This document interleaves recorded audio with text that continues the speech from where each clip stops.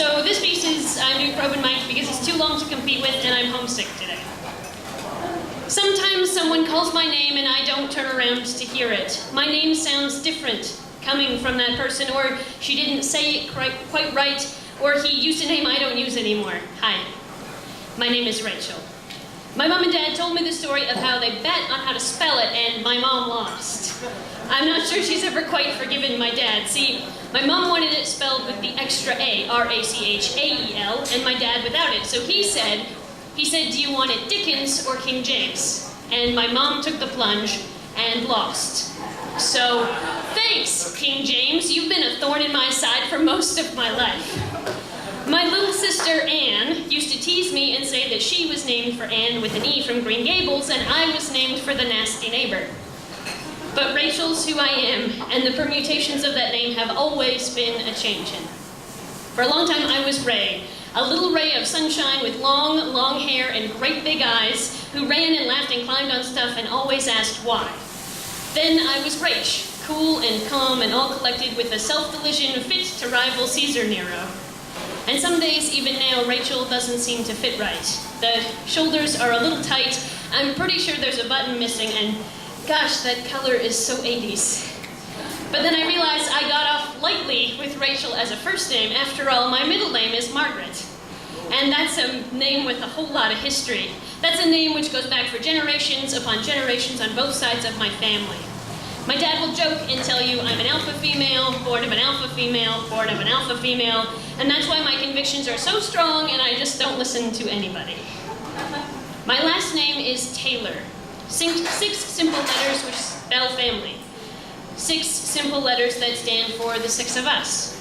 My dad, tall and proud, even with the weight of the world on his shoulders. My mom, always pretending to come first, and who taught me to harmonize by telling me, just don't sing what I'm singing.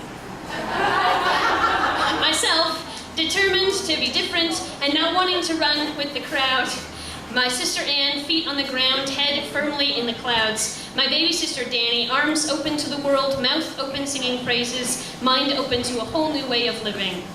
My baby brother Patrick, who I know is taller than me now, but he'll always be my baby brother, because even just 9 years can make a difference. Always running up behind, wait for me, wait for me. And Taylors are a hardy bunch. You'd see that if you saw us standing there before you. We're rough and tough and hard to bluff and used to working hardships. Which, as a kid, I didn't really get, because why on earth would you build soft ships? They'd crumble into the sea and you'd never hear from us again. Hard ships make more sense. Then again, maybe we're pretty easily bluffed after all, because we believe in a time and a place that's new and exciting and definitely not our everyday existence. We, all 6 of us, will change the world right after we have supper. And if there's nothing good on TV. We play rock, paper, scissors to get out of the dishes, and my heart sank the first time I had to fold my baby brother's boxer shorts because it meant he was grown up out of superhero underwear. All our in-jokes and out-jokes and stories have built our world into a beautiful and ever-changing globe of teasing love, and that's something pretty special. My sister Anne plays the piano like a dream, and my sister Danny sings like a lark, and my brother Patrick broods over his cello like a maestro, and me, I write poems about how much I love them. Because all my nicks and edges and rough places can be smoothed with a cup of tea and a piece of toast with butter.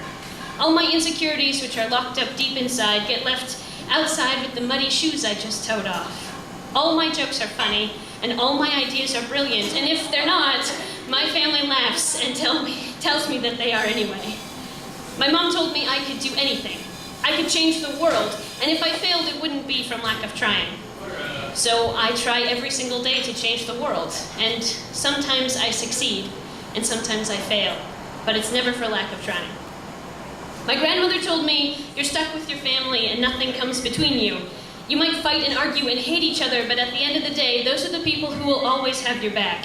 They'll always have to, because blood is thicker than water, and there's a reason that's a cliche. It's because it's true. So this poem that I scrabbled together while listening to the rain outside my window and remembering whole summers of driving and camping and driving some more. And look outside at the Rocky Mountains. Aren't they glorious? Wow, I write for my family, the 6 of us, made of granite and steel, held together with spit. I write for us kids, all of us with bright brown eyes which look up and into something new, because we can change the world right after supper. Thank you very much.